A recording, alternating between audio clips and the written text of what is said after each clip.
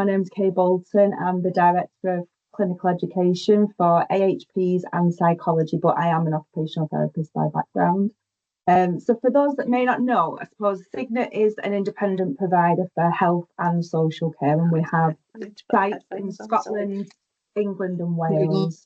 RCOT. So yeah, just in case people didn't know, it's an independent organisation. So although this may not be directly related to you if you work in the NHS or in voluntary organisations, I'm still sure that you can pull some of the key bits out of this. So I was invited to talk to you about a project that I developed in 2020, and this was looking at enhancing student education within our company, just within occupational therapy. And because that was such a wide area, just for the purposes of today, I'll be talking specifically about how we were able to expand our capacity for quality placements in services, and then I'll just share some of the outcomes and the experiences.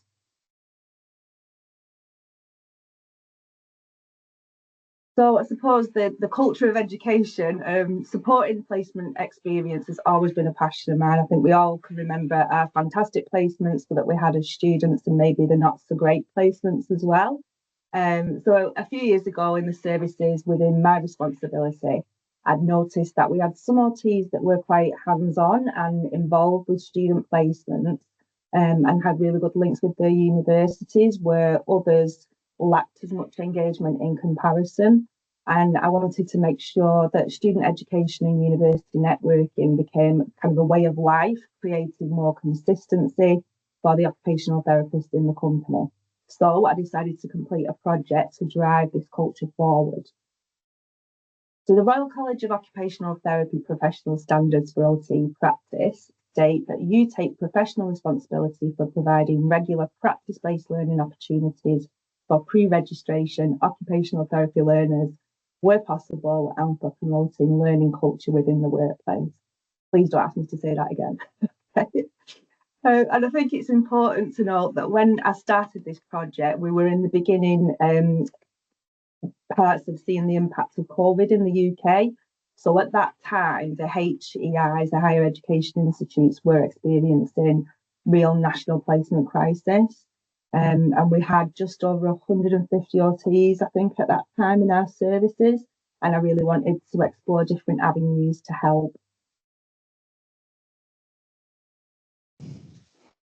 Okay, so to start with, I knew I needed to take a baseline assessment of the health of the services in relation to student involvement. And without this, we wouldn't be able to confirm or compare in any way if our input was effective. So the AHP Principles of Practice and Placed Learning supports this as well. And we know that we need to capture the initial data to enable us to identify and focus the need for improvement, so we can identify if there has been an impact. So what I decided to do was do this in two ways. So I reviewed the student placement figures for each of the units over the past 2 years. So this is all across England, Scotland, Wales. And then I thought that it would be nice to send out a survey for a little bit more data to explore how we could support the educators better. Because I think rather than saying, you must take students, you must do this, this is in your code of conduct, we need people to be on board and engaged in that process. So we sent a survey out to all the OTs in the company, and they were aware that that survey was voluntary and it was anonymous. We stated the reasons for the survey and how I was going to use the results to support the educators and to support student education within the services. I think the biggest thing was it was important for me to understand how the clinicians were feeling towards supporting student placements and if there were any barriers that could either be removed or minimised. So some of the questions that I asked in the survey were in regard to just placement expansion, was kind of rate the importance of student involvement on a scale of 1 to 10. How many students have you supported on placement in the last 2 years? And then obviously anything around barriers. So what, if anything, makes you feel that your main barrier is in relation to supporting the student placements? Because again, we just wanted this to be a really supporting and engaging experience rather than just enforced on everybody. So once we had the survey results back, we had the themes and trends grouped and reviewed. And for us at that time, so this is 2020, we thought that found the main themes and trends and the barriers were, number one, it was time. We've heard this before, clinicians feeling that they just didn't have enough time to give to the students. Number two was being unfamiliar with the university requirements for documentation. And number three was around the placement models, so different unfamiliar placement models typical to the traditional one-to-one. So looking at long-arm supervision, but we were pleased to know that all our respondents recognised that student involvement was highly important. Okay, so as part of the survey as well, I'd also asked the OTs if anyone had a particular interest in student education to get in contact with me if they wanted to become a member of the project team. And again, it's important to have the right people on that team. You don't want to be saying, who's going to be doing this? You want those volunteers, you want those people that are enthusiastic and want to make a difference and make a change. So we were looking at creating further resources in this team, and it was really nice to see such a good response from that. And I appreciate it may not be the same in everyone's service, and it may not be comparable, because remember at the time I was sending this out to over 150 OTs in the company. So we were able to form an OT learner team, and this consisted of OTs, OTAs, and obviously students as well, all people that were very passionate about the learner education. And again, keeping with Principle 1. The team looked at different development of resources that also been highlighted in the survey by our student educators. So things that would help them to just be able to say yes to taking a student, I suppose that was the main thing. So looking at things like a welcome pack, educator resources, reflections, student resources, and placement feedback surveys to make sure those things were in place. It was just much easier for people to take students. So this is our mission and vision statement that we did then as our group. Our mission statement is we strive to offer excellence in student education experience for occupational therapy learners, educators and universities. And our vision statement was to be the most successful occupational therapy placement provider in the UK, supporting the future of our profession. Why not?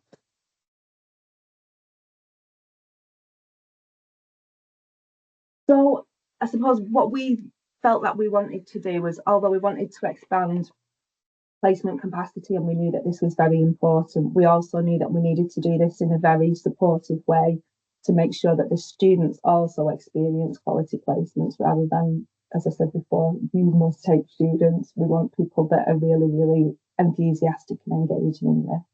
So we thought starting small was key to gain that momentum. So remember, we're being very supportive towards the educator too, and we want the students to have a welcoming quality placement experience. And we wanted to make sure that everybody was open to supporting that placement. Again, supporting Principle 3 around the environments being inclusive and welcoming to all. So we decided to focus on two services in particular, just to start off with. These services hadn't supported student placements within the last 2 years, but they had identified that they would like some support and help to make a positive change. It was something that they definitely wanted to do. So with the team, we developed a workshop on supporting quality placements, and we held this with all those OTs from those two different services. So there was probably about 15 people in total. And then following the workshop, we asked each of the services to reach out to their local universities and make the links with the universities and the tutors and the placement coordinator in particular. So we'd invited the tutors to meet, and at that time it was on Zoom or Teams calls, and we had question and answer sessions with the OTs and the university. And we'd always found the university tutors to be really engaging and always seeking to develop further involvement. And I think that was really key for us establishing those networks and really continuing that momentum. The relationship with the clinicians, it just helped them feel comfortable to ask the questions about the different types of placement models, what that looked like, how we could be flexible, how we could support. And I just think you've just got to remember your local university tutors are your friend. Please just set up your meetings and arrange your visit.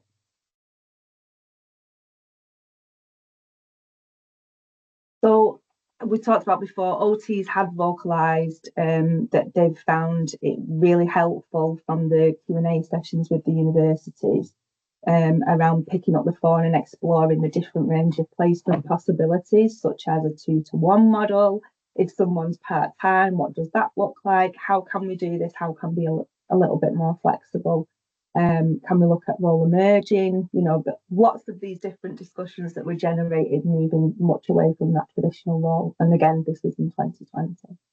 And it's really nice to see this now, because many of the OTs that were very dubious about looking at a different placement model are now saying the same thing to their OT colleagues, their psychology colleagues, SLT. It's really nice that you're hearing that flexibility to try a range of placement models. And because this was around the time of COVID, we had a lot of OT students, obviously, without placements and the universities needing to help. So we were looking at how we could meet that. And again, I think it's really important for people in more of the leadership positions as well to show that they're willing to take students too. And myself and two of my other colleagues became the educator for a student on a leadership placement. We had 3 students on leadership placements at the time as well, to again encourage and support and get that culture really, get the ball rolling with everything.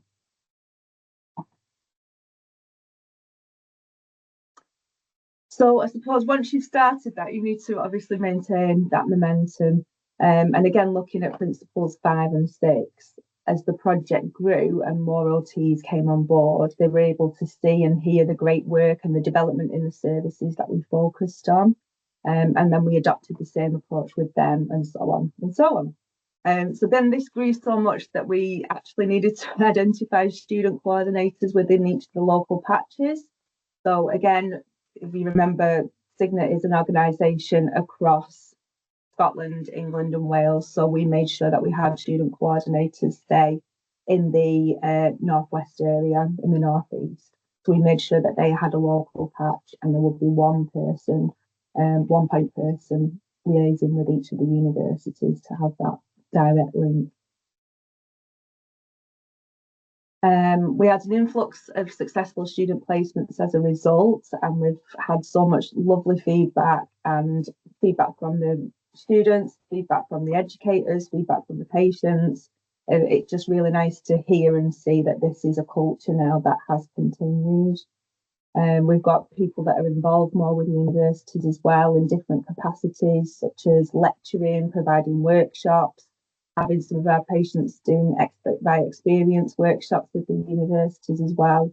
Obviously not to mention the benefits of having students in the workplace and having that learning culture. I think the feedback from students was really, really good. And I think the key points from the momentum for us, looking back now, is having that learner education as a key agenda item in each of our OT meetings. So if you have your own OT team meetings, making sure that that's an active point agenda item, that you're keep revisiting that and looking at, different ways that you can explore that further. Making sure that you're actively reporting this back in clinical governance on the number of placements that's been completed, any themes and trends from the feedback as well from the students, the patients, the residents. Maintaining that active involvement with the university, having that lead person to liaise with each university from each region was a key point for us. And also celebrating that feedback within the whole team, the full MDT. It was really nice for the team to hear feedback from students on placement and commenting on the MDT approach, spending time with other professions as well. And then also, lastly, identifying areas of focus. So it was really nice to hear students saying, maybe the next student that comes could focus on X, Y, Z, and having that, continuous engagement was really nice.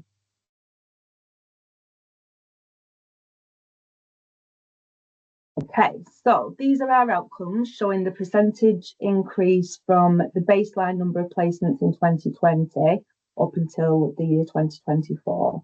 So as you can see, the data speaks for itself in creating the culture of student engagement. And it is a process and it is change management, and it does happen over time. This hasn't just happened, this has been over this last 4 or 5 years. So each quarter we present our data on student placements within clinical governance meetings. We look at the improving figures, the placement expansion. You can see that it's clearly due to the culture and the enthusiasm of the occupational therapists, who absolutely love supporting the learners to progress as well. And I think we've had lots of previous students that have been employed with us now as a result of their experiences on placement.